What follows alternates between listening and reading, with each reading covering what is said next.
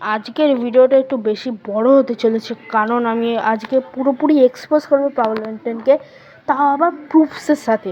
তো লাস্টে আমরা একজনের সাথে কথাও বলবো যে পুরো পাগলেন্টেনের বেস্ট ফ্রেন্ড বলতে পারো। ও পাগলেন্টেনের সাথে 2017-18 টাইমে প্রচুর খেলেছে এবং তারা একসাথে র্যাঙ্ক পুশ হয়েছে, তারও আমি প্রুফ দেবো। এবং এর সেকেন্ড ভিডিও খুব জলদি আসবে, তাই দেখো শুরু করছি এই ভিডিওটা।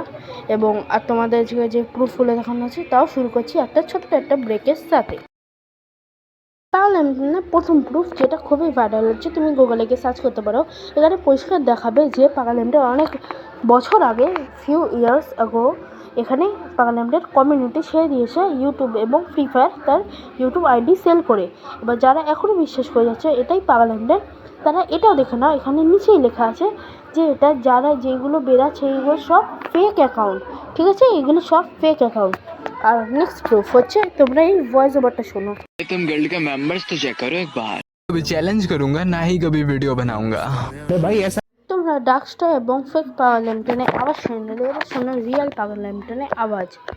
कभी भी देखियो कि इंडियंस ना इंडियंस का साथ नहीं देते हैं ज़्यादातर, पता है, दोगलेबाजी कर देते हैं बीच में। एंड तू देख रहा है ना कि मीना वालों के दोबारा अभी तूने बजाया था मीना वालों। তো তোমরা এখানে বুঝতেই পারছো দুজনের আওয়াজে কতটা তফাৎ, আর ডার্কস্টার আর এবং ওই ফেক পাগলেন্টের আওয়াজে কতটা মিল। এবার তোমরা ডিসাইড করতে পারবে তোমরা কি করবে। আর আরও তো প্রুফ আছে, তোমরা কী ভাবছো ভিডিও শেষ? আরও প্রুফ দেখো।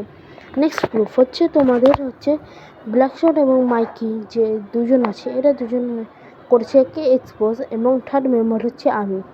এবং এবার ওর বেস্ট ফ্রেন্ডের কলগুলো শোনো, যে আমাকে এতগুলো প্রুফ পাঠিয়েছে, তার ভিডিও কলে পুরোটা জিনিসটা বোঝো। এবার আমি যেটা বলতে চাইছিলাম, শোন না, বলছি যে তোর একটা বন্ধু ছিল না পাগলেন্টের নামে, যে ছিল না, ও কি আবার কামব্যাক করেছে? তো তুই কি জানিস?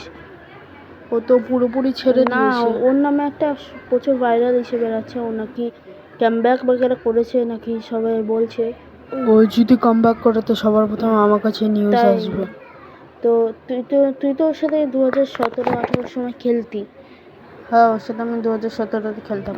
ওকে ব্যাস এইটুখানি। তাহলে তোমরা পুরোটাই বুঝতে পারলে ব্যাপারটা কি এবং সিনটা কি। তো এরপরে আর কিছু আমার বলার নেই। নেক্সট ভিডিওতে আমি সব কিছু আরও বাকিটা ক্লিয়ার করবো, কেন কি এই ভিডিওটা প্রচুর বড় হয়ে গেছে। যাও এবার, ফোন রাখো।